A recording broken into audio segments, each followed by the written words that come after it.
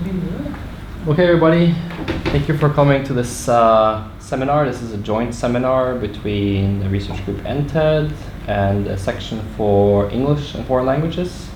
Today we have the pleasure of having Scott Curwood from the University of Sydney here. She's going to talk about different ways of using technology in English teaching, amongst them Insta poetry and digital poetry. Very lucky to have you here. Yeah, if you guys have any questions, just please ask Jan. I'm going to let you take over, do your own introduction.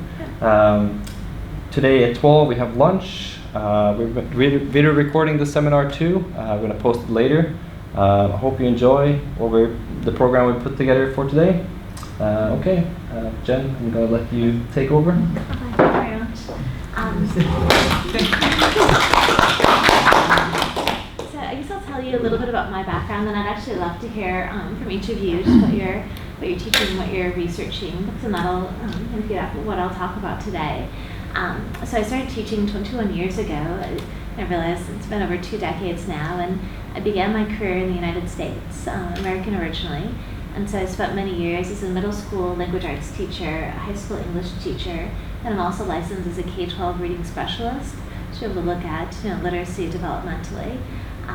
From there, I completed my PhD at the University of Wisconsin at Madison, which is the top ranked curriculum instruction program in the States, and I was very lucky there to work with people like Tom Popkowitz and Gloria Ladson-Billings, and to really focus on learning and literacy in that context. My PhD had a focus on curriculum instruction and literacy studies, but then also minors in composition, rhetoric, and educational psychology. And then from there, I went to the University of Sydney. So I'm currently an associate professor at the University of Sydney. I focus on English education and media studies. And the work that I do as a teacher is as a teacher educator, so I'm training future high school English teachers. And then my research looks at the intersection of literacy, technology, and creativity. And so, over the past, at this point, it's 16 years, I've conducted a number of different studies as a teacher doing action research, as an outside researcher going into schools and communities, going into online spaces to try to figure out what's happening here. And I'm really fascinated by a couple different things. Like one, I love looking at how teachers are using technology in the classroom and how we can provide professional development for teachers that's meaningful, that's relevant, and that impacts our pedagogy. Because, as we know, teachers can incorporate technology in some really traditional ways in the classroom. And you've ever sat through students doing PowerPoints, for an hour or two, that you can introduce technology in some very traditional kind of top-down ways. And so that was what my PhD looked at, was how English teachers were engaging in professional development related to technology. But then from there, I've also been really interested in how young people are engaging with literature and being creative, both in school spaces but also outside of school. So I've done a lot of research on fan fiction and how young people are writing fiction and taking the settings, the characters, and themes from works that exist in the world to make it their own. And more recently become interested in poetry. And I think that the focus today will be on the poetry aspect, because over the years I've conducted a number of different studies on poetry in schools and communities, and also in online spaces. To think about, what's so interesting about this and how is this relevant to the lives of young people? And so this is a little bit about the work that I've done over the years as a teacher and a researcher, but I'd love to hear where everyone's coming from and what you're interested in, because then I'll be able to kind of build on that today. So you can just maybe introduce yourselves again and let me know what you do and what you're interested in. Yeah, I've been teaching for 30 odd years, English and French in the K-12 system, and also in teacher training for the last 15 years. And now I'm interested in technology to see how technology can change the way we teach and learn and educate students, and how that can be used at university in general. Interesting. Thank you. Well, I'm an engineering student, and I don't really have a lot going in teaching or research really, but I'm helping her with the technology aspect of it. We're working together on that. Okay, yeah. I'm Ingunn. I've been teaching here at this institution for about 10 years, and before that I taught elementary school and high school. And I've been teaching then primarily literature in the classroom, but over the last few years I've sort of reoriented myself more towards writing instruction. So I'm starting a PhD actually next week, looking at how we can systematically introduce the WAC methodology, so writing across curriculum, in different subjects here in teacher training. Yeah. Yeah, so that's basically what I'm doing. I used to teach one of those. Yeah, being an American, you know what I'm talking about. Yeah, we don't have them in Australia. It's but it's very much. Yeah, we don't have them here either, so that's my goal to introduce it. Yeah. My name is Han Han. I come from China. I have been teaching Chinese as a second language in China for 15 years, and I would like to do some research about applying technology in language teaching, but it's not possible to do research about Chinese language teaching, so I am doing the PhD project about flipped classroom in English language teaching, and I'm a PhD student of FEDIC. My name's Diana, and I'm a new PhD student here, and working on a project about the English language classroom and multilingual student populations. So, dealing with bridging the gap in teacher training for diverse populations in the English classroom here, and that kind of thing. So. Yeah, my name is Frederick. I do most of my research and teaching within the field of computer-assisted language learning, or in Norway they would call it digital competence development. So I focus mostly on student teachers, but now I've been working a lot with professional development of teacher educators as well. So we're doing a 3-year project where we're working on professional developing our teacher educators' digital competence, and mostly focusing on how they can use technology to promote subject curricular learning or subject disciplinary learning. Yeah.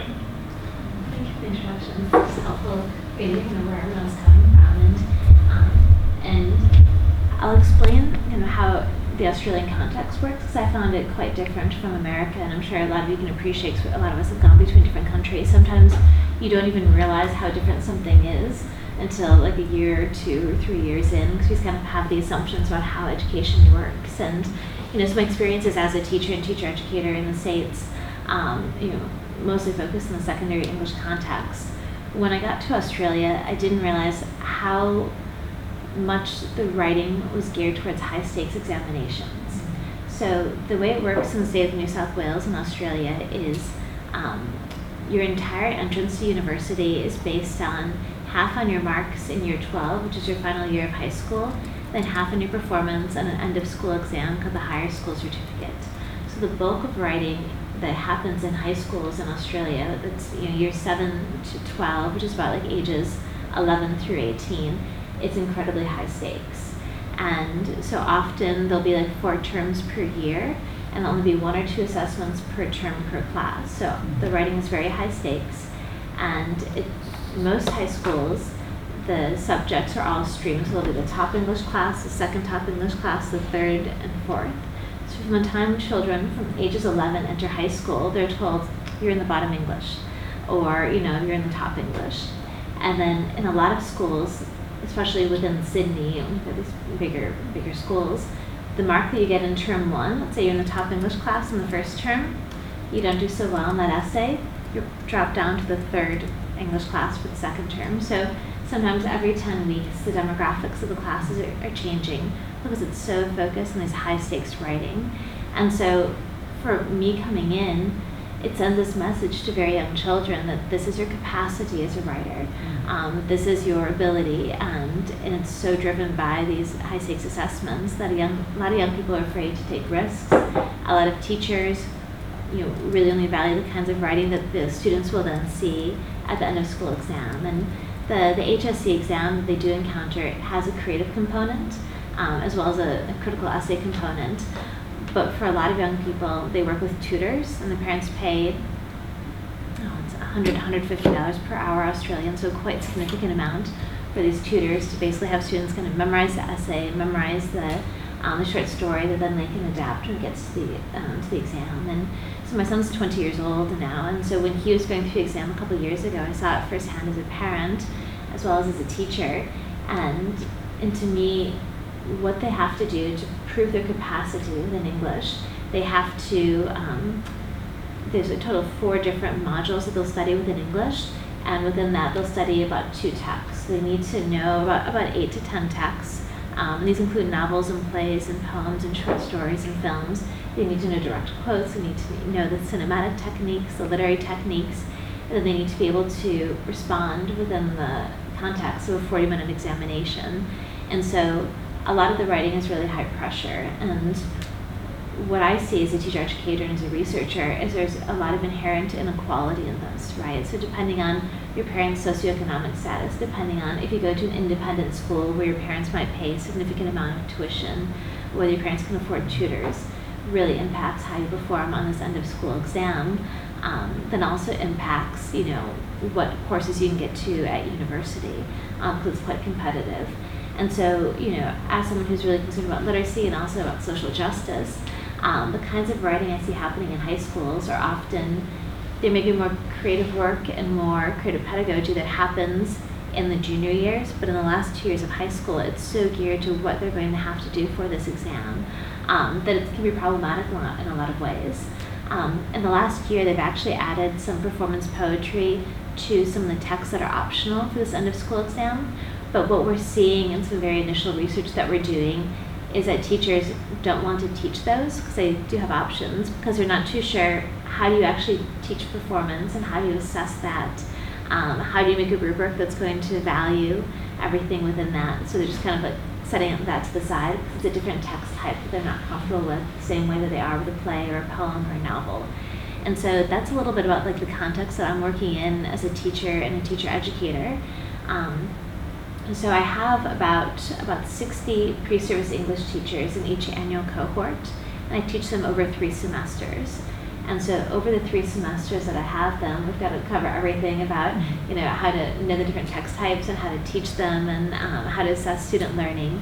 And a lot of them are employed privately as tutors, so they're kind of part of this, like this factory in some ways, but that's how they're able to support themselves at university. And so, and the students that I teach at Sydney are pretty diverse. Some of them are coming from a very affluent background. Some of them are also the first in their family to go to university.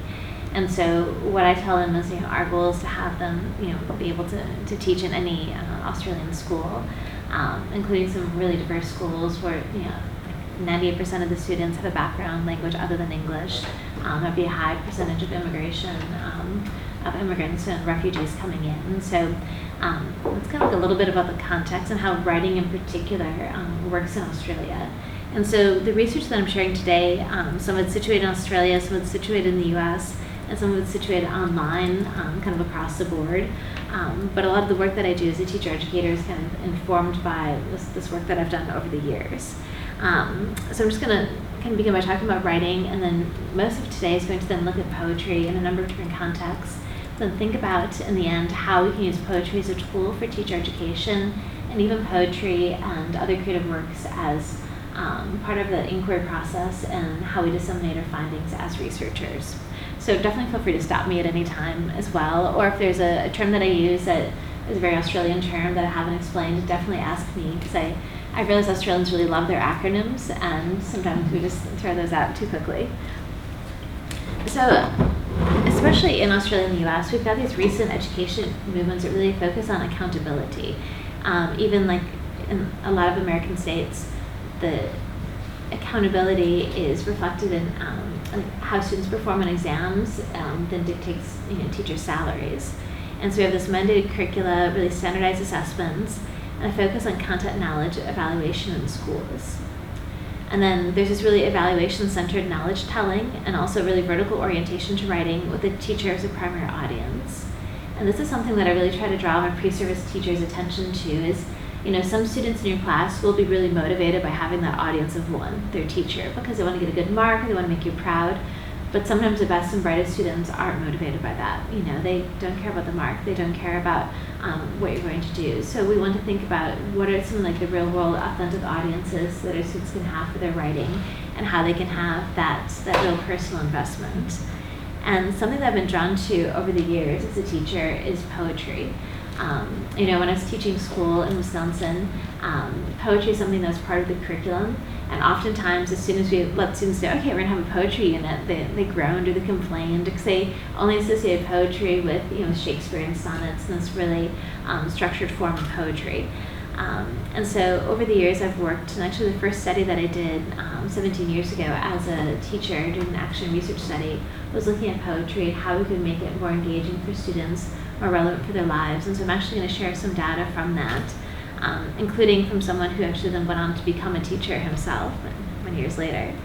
And so what I feel is that poetry can offer young people this really real world, authentic audience for their writing that extends beyond the classroom, beyond just their teacher and beyond their peers, and encourages them to see how identity and cultural politics are really central to art. I think that there's something embedded in the human experience where we want to tell our stories and we want our stories to be heard. And often young people don't have the opportunity to do that within the school context, right? And I think that, you know, often we can be quite dismissive of teenagers, you know, when we're thinking about like, oh, how are they using Instagram? They're taking these selfies and they're, you know, putting these filters on and using these hashtags and these captions, but you know, it's part of telling the story of who they are, right, and what they believe and how they want to be received by their audience. And I want us to think a little bit more about how school spaces can allow for that kind of storytelling because, you know, it doesn't take me too long to teach a young person how to write a 5-paragraph essay or how to develop a thesis statement, but what actually can take longer is making sure the student cares about what they're writing about, right? Like the technicalities of writing, like we can do that, you know, but to actually have a young person care about what they're writing about and wanting to go back and take feedback on board and revise that, that's something a little bit, you know, more involved.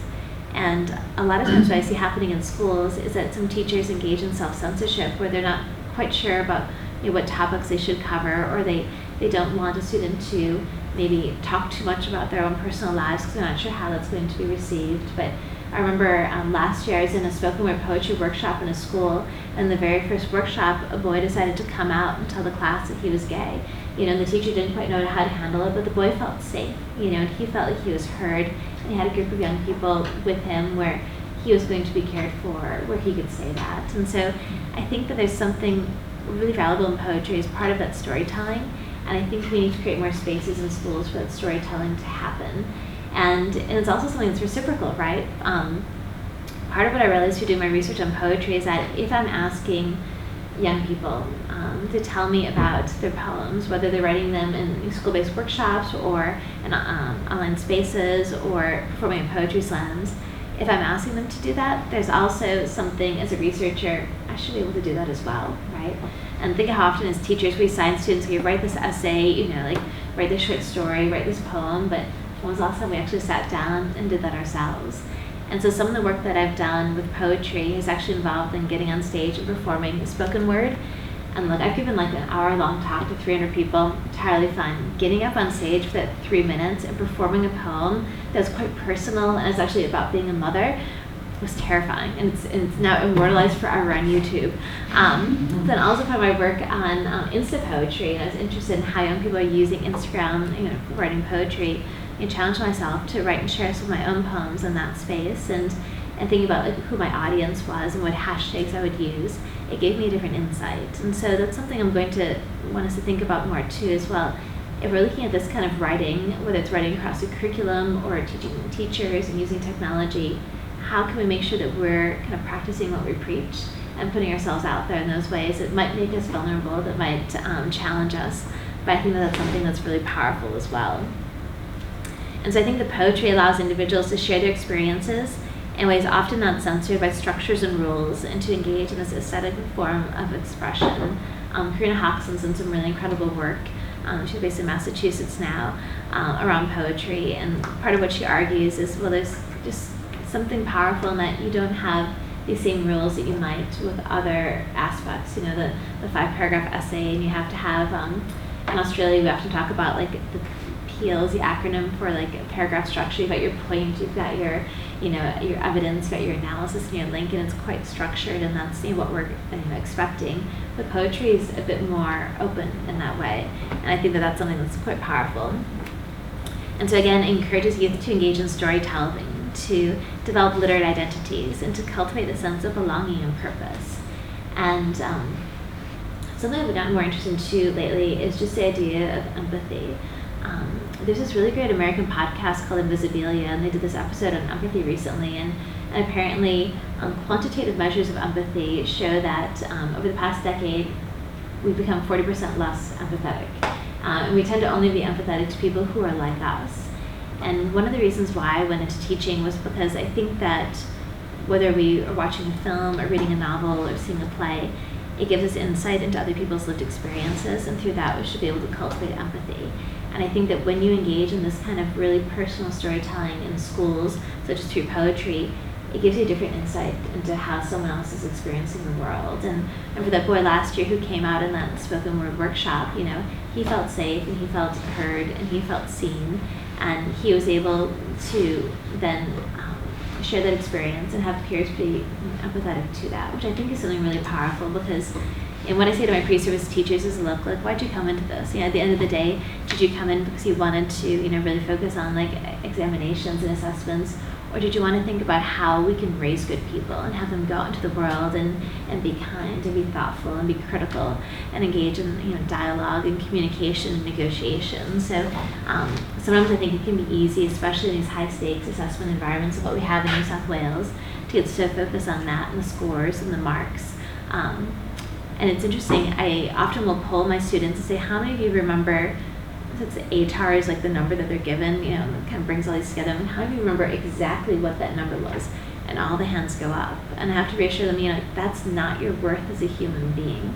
But because they've grown up and because they've gone to school and now they're teaching these really high stakes examination environments, it's easy to lose sight of that, you know. And so, you know, with all of this in mind about kind of like poetry and pedagogy and storytelling, I wanted to play a poem to begin from Sarah Mansour. So Sarah she's incredible. So she's the founder of the Bankstown Poetry Slam, which is the largest slam in Australia and I think also in the Southern Hemisphere. Bankstown is situated in Western Sydney, which is probably the most like diverse area of the city in terms of socioeconomic status and demographics. High percentage of people born overseas speak English as an additional language, and high percentage of Muslim people as well. And so Sarah was born in Sydney, raised there, but because she's Lebanese Muslim, because she wears a hijab, often she is asked, so where are you from really, you know? And this poem I wanted to begin just to kind of show some poetry, because I think it's not just talking about it, but let me show some from my own research, and then we'll come back to this one later on as well. So this is Sarah's poem called My Australia.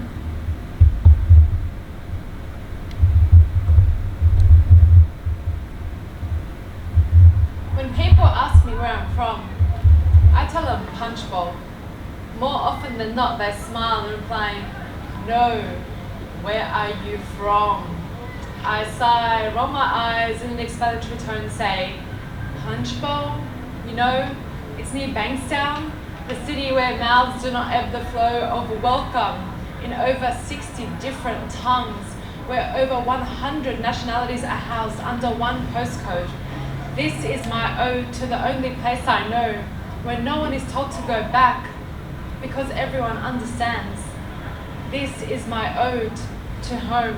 My Australia is walking through the streets of Punchbowl with the smell of freshly roasted Lebanese coffee kissing the Asian bakeries good morning. The eucalyptus towers overhead and the frangipani set my breath as we sing the unofficial national anthem. I come from a land down under, living from beat to beat, bumping down the street with two-pack on our tongues, and we're headed for the beach. Water, so unapologetically salty to the eyes, but we take it in our stride, remembering all the lessons at Greenacre Pool and at school when Cronulla hit high tide. My Australia is barbecues, or as my dad still says, barbecue, meat sizzling on the fire, homemade tabbouleh and tomato sauce, pavlova cake and knefe, the perfect cultural dichotomy. And it's not hard to see, no matter our creed, we always rep our team, #WanderersFC. This country will never be tainted by cafe sieges. We will always ride together from the mountains where the bushfires rage. We stand together down to the shore where the lifesavers age under that great southern sun. My Australia is one where women wear their saris and their colourful hijabs proudly. Men don sweat-stained collars like war badges. You can get the best fur in Sydney, the realest Lebanese and Chinese, and you feel at ease because no one judges your garlic breath or the tabbouleh stuck in your teeth. It is a place where you can get the most authentic spices in shops where foreign signs sit like jeweled crowns atop their doors. It is neighbours passing barbecued meat over the fence and always saying hello. It is all the stoic traditions. It is stoic, a community that's been hardened by media headlines. It is targeted, it is judged, it is 3 a.m. sirens and perceived thugs. But it is also where the call to prayer gently interludes with the ringing of church bells. It is coexistence, artistic resistance, like the Four Elements Youth Hip Hop Festival and the largest poetry slam in the country. It is my dad's voice, 25 years on, accent, thick with resilience, warm like an autumn breeze, smelling of petrol and truck smoke and all the forgotten things, all the za'atar and the tahini and the crushed petals that were once dreams, saying to me, we are lucky. It's not perfect, but it's home. It will never be perfect, but it will always be home. My Australia is home when the rest of the world says no. Okay, so Sarah, in addition to being a poet, she's also a lawyer and an activist. And something that I'll have us do is we'll circle back to this later to think about, with our own pre-service teachers, how we have them start to think about like what like their Norway is, right? Like just how she's thinking about her Australia, because often, you know, there can be preconceived notions about like where we're coming from or where our students are coming from. And for her, the different metaphors and the similes and the repetition and the really rich imagery that she uses, one, it's something that when I've taught this high school students, they can relate to it. 'Cause like, this is like shot on the streets, like where she's from, and they can relate to what it's like to, you know, have a, you know, a parent who still has a thick accent, or having the different, like the smells and the taste of the food and everything, and relating to Sarah's experience, where someone's like, so where are you from? And when she says, you know, like a town in Western, say like, no, where are you really from, right? 'Cause it's like they're trying to kind of say, oh, well, you know, my parents immigrated here from Lebanon, and then like that satisfies them. And there's, in part of the references, she makes an allusion to, there was a reality show called Go Back to Where You Came From. It's actually one of the texts that students could study in year 12, but it was basically, it took a number of Australians who were very anti-immigration, who felt that, you know, these other people should go back to where they came from. Obviously, forgetting the whole Australian history that, you know, we have this, you know, indigenous population's been there for 40,000 years, and everyone else, we came there. She makes allusions to that as well. So throughout today, I'll kind of show some different examples of poetry, because I think it's good to have that like as a touchstone. And so kind of with that in mind, I want to argue that, you know, poetry really offers a way for marginalized voices to have a place to talk back in bell hooks words. I think it's inherently personal and political, and I think that that's what makes it powerful for ourselves as teachers and researchers, but also for our students. And so today I'm going to share different examples from my work in classrooms and communities and also in online spaces, and also talks about some of the methodological innovations we've had to make to understand what's happening with the poetry, but also some of the ethical challenges that have come up along the way. So definitely feel free to stop me at any time if you have a question or a comment or anything. Let's pause right now. I don't know what to share. So the first study that I did, going a little bit in chronological order here, was on digital poetry. And so when I was a high school teacher back in 2003, poetry was a unit that was required, you know, often, you know, around the world. We have, you know, poetry as a staple of the English curriculum. And I felt like students weren't engaged because the way they associate with poetry, it was written by someone other, it was written in a very like structured sense, and it often felt inaccessible. And so often when I talk about poetry, I have students bring in like the lyrics to their favorite song, right? Lyrics that they have memorized, lyrics that like mean something personal to them, and we begin with that. So something that they can relate to. And over years of teaching, probably most of you found the same thing, that when students feel something is relevant to them, when they feel a degree of competence, when they feel that it's something that like links back to their lives, then it's an entry point in. Because if you begin with something that feels very inaccessible, something that feels very impersonal, they're just not going to be care as much or be as interested. And so begin with like song lyrics. And so with this unit on digital poetry, I collaborated with our school's library media specialist. And we, instead of focusing on poetry as a genre, these historical periods and movements and the great poets, we wanted to think about how digital poetry could bring youth voices and experiences into the classroom in ways that were personally meaningful to them. And so what we did here was we did look at some kind of canonical poetry, but then we had them remix it in a way to bring it into their own lives.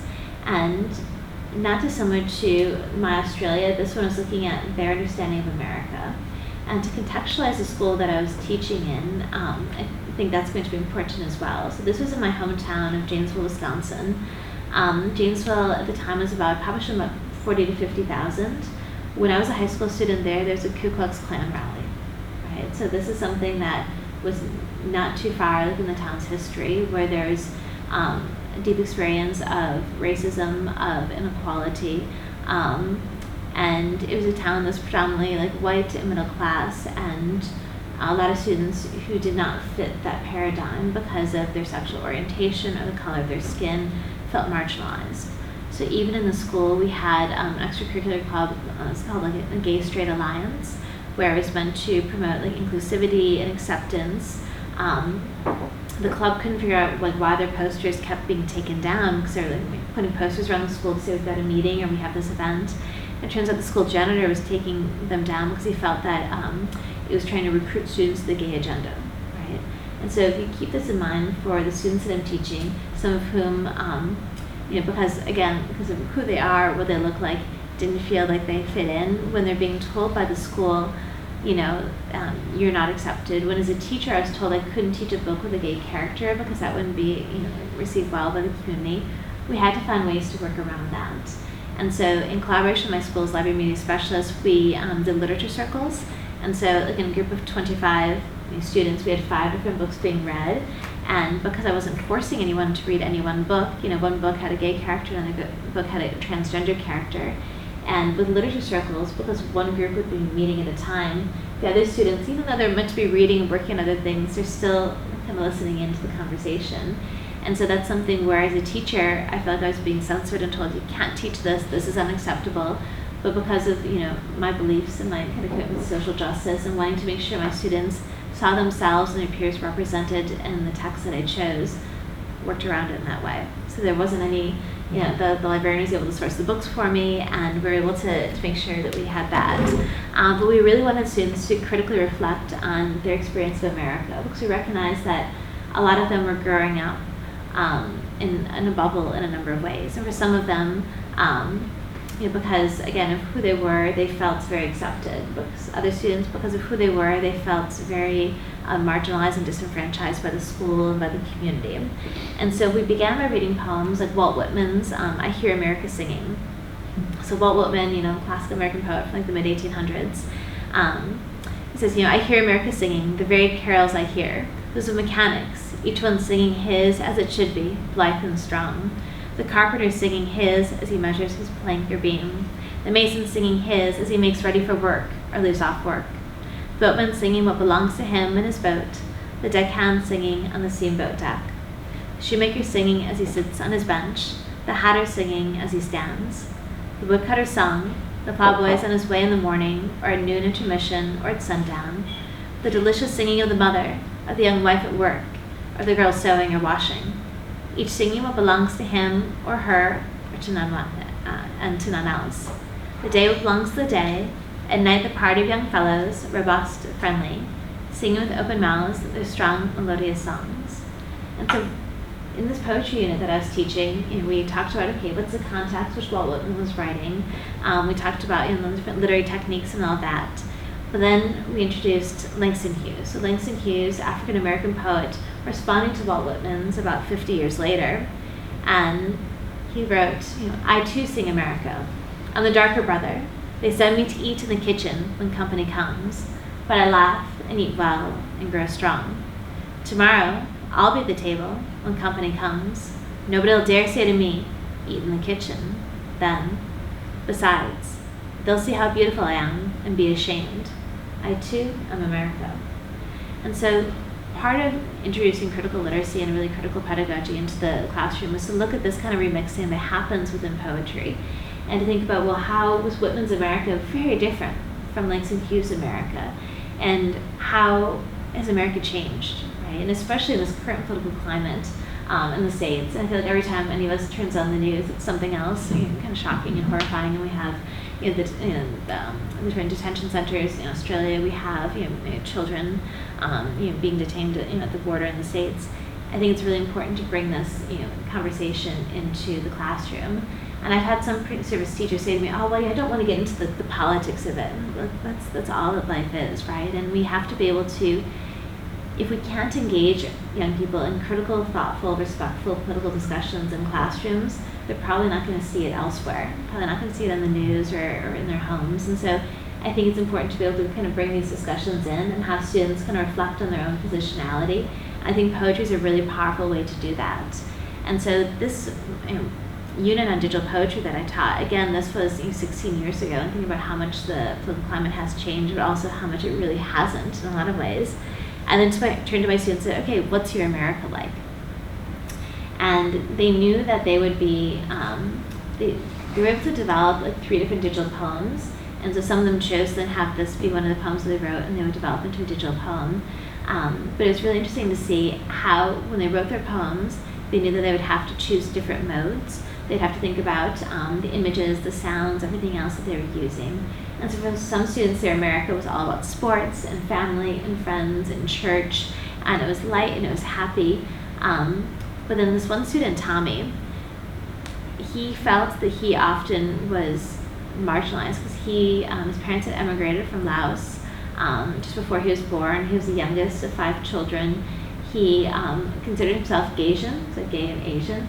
And he said, look, I don't feel like I quite fit here, but I want, in developing this poem that he knew was going to be shared with his classmates, he wanted to push back on that a little bit as well. And so let me show you Tommy's poem where he talks about how he too sings America.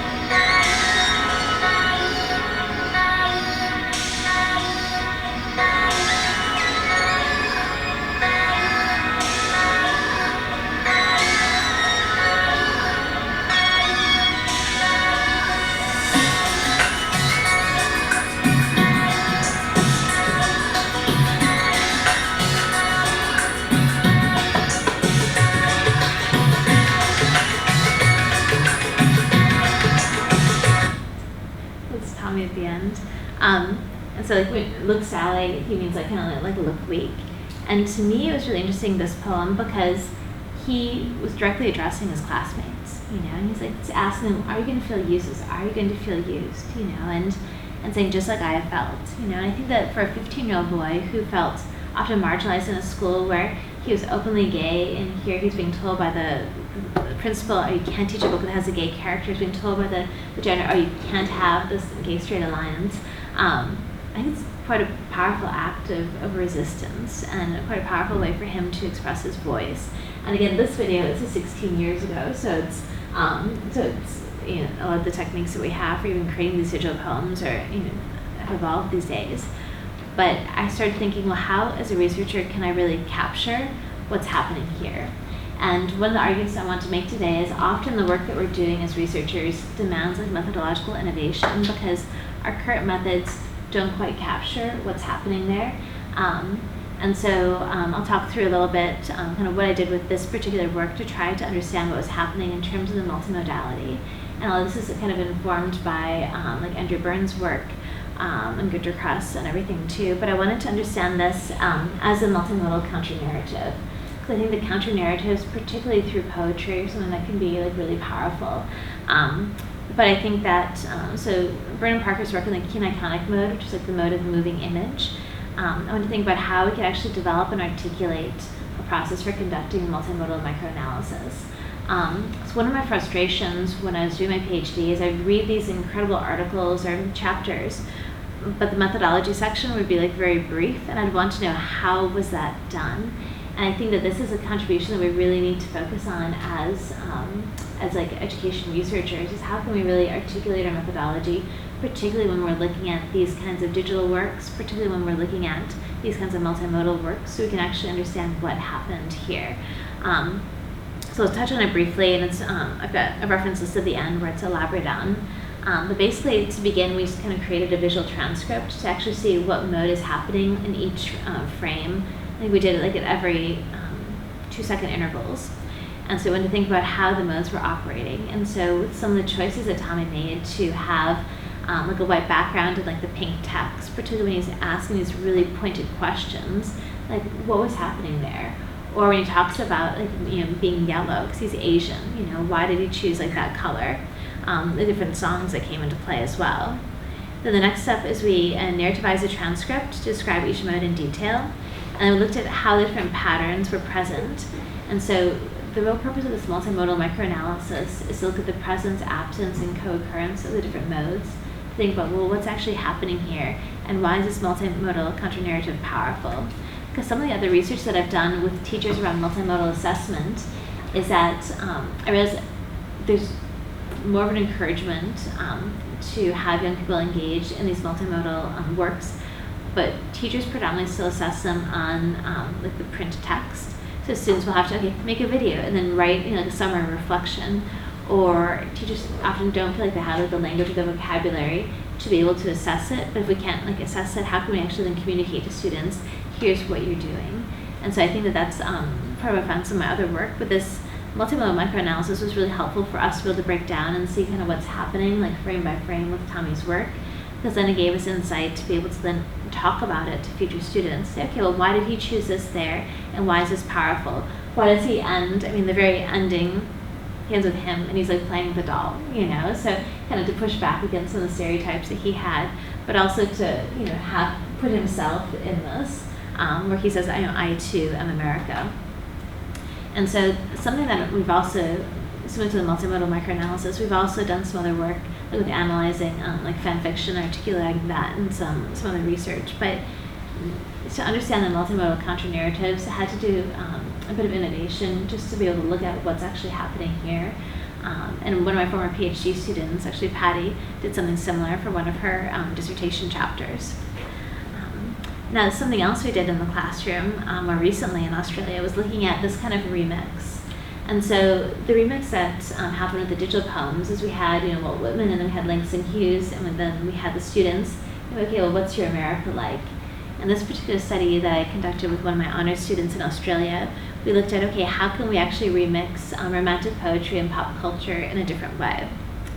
And so in this study, we looked at how students can blend canonical works and pop culture, basically to take these kind of cultural artifacts and combine and manipulate them into kind of new kinds of creative blends.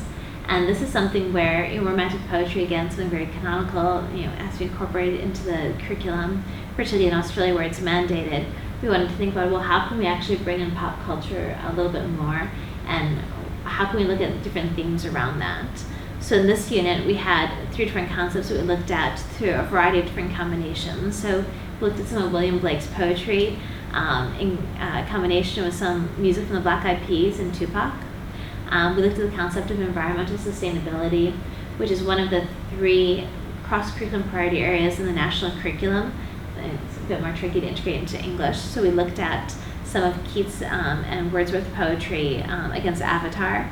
And we also looked at the idea of creativity. So there's some Coleridge work with some Kanye West, a short film. And so we did, in our design of this unit, we wanted students to think about, well, how can you actually combine the romantic poems with some pop culture, and how are they actually in conversation with one another? And some of the follow-up interviews with students, because they actually then had to remix the poems and the works, taking the direct words or themes or ideas to make them their own. The students said, through studying the Romantic period in this way, it opened up my eyes to so many different things. It showed me how history is repeating itself. And the problems that were big in the Romantic period still play a massive role in life as we know it today. Then another student said, pop culture made it relevant. That's what you need to do, because most people don't read Romantic poetry nowadays. I think you need to keep doing this, because it will introduce Romanticism to a new audience, a new group of people.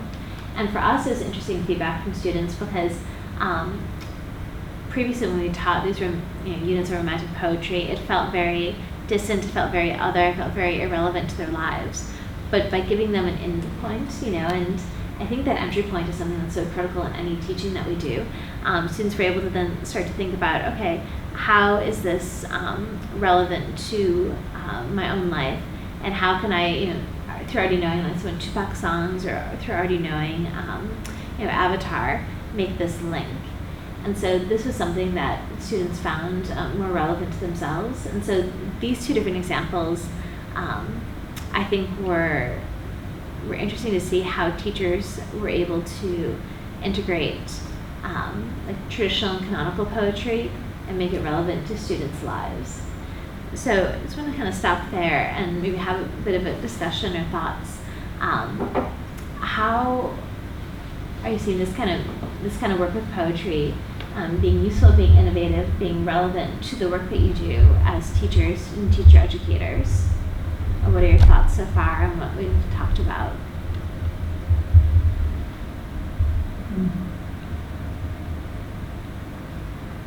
Well, I can start. Yeah. I've been doing some of the classic stuff, for years, but in French for beginners, I find it very sort of interesting, and the students like it to learn some easy poems by heart in the beginning. Yeah. So in the first lesson, when they've had French, I put them all in a circle, and then we rehearse a poem together. And this poem I repeated from time to time, is just to get into the rhythm of the language and to try to understand it. So that's one way of that I try to use poetry. It's a little bit more complicated to start writing, in the beginning, but they can. Yeah, that's a really good point too about the rhythm of the language, and also, when you're learning different languages, there's so many unique, the idioms and the metaphors and everything. And even when I've had an Italian friend was reciting this one Italian nursery rhyme to me, when you translate it, and when you say something in different language, that does sound a little bit silly or a bit different, but that's how you learn the nuances of the language through the poems and through the rhythm of it.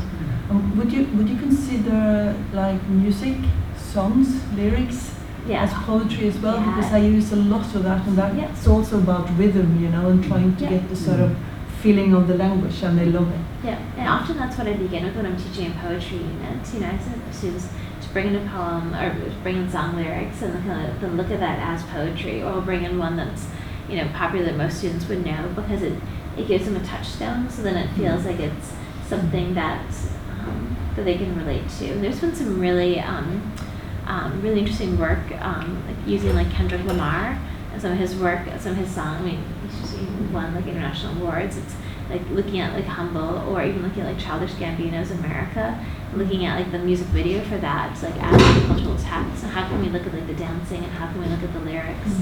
And I think that that's something that's really powerful, that students can see, okay, well, these might exist as pop culture, you might listen to them, but these are actually incredible texts that we can examine within their own right. Just one more thing. I also use the anthems, the Norwegian anthem and the French one. The French is really bloody and gory and horrible, and the Norwegian one is about nature and how we love our sort of nature and our country. And that contrast is really interesting, because it really says something about the history of the country and how we can sort of start perceiving their points of view. Where do people come from in the discussion? Yeah. Yeah. And that really shocked my students, the 18-year-olds. Yeah, and that's a fascinating idea too, because it's about how we construct this idea of like this nationality and our national identity. I didn't realize, and my son was about 10 before he realized he'd misheard the American anthem. So the American national anthem begins with "Oh say, can you see?" And he thought it was Jose, like the Spanish name. Like, Jose, can you see? Yeah, but I was like, well, I guess it's, you know, especially the immigration in the States. I was like, well, I guess it's kind of his impression. Jose, can you see? The town's pretty light. Yeah.